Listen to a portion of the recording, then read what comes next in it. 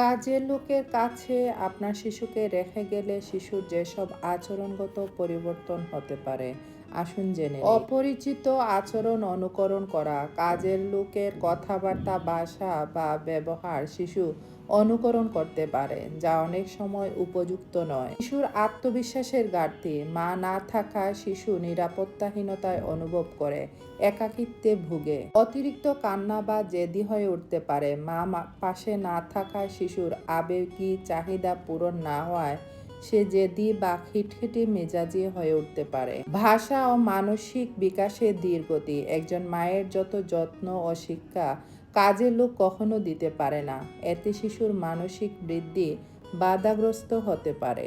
ভালো মন্দ বোঝার ক্ষমতার ঘাটতি, শিশু কিভাবে আচরণ করতে হবে তা শিখে মায়ের কাছ থেকে। কাজের লোক যদি নিয়ম না মানে তাহলে শিশুও নিয়ম ভাঙার শিক্ষাই শিখে। তাহলে কি চাকরিজীবী মারা চাকরি করবেন না? তাহলে চাকরিজীবী মারাও জেনে নিন কি করবেন।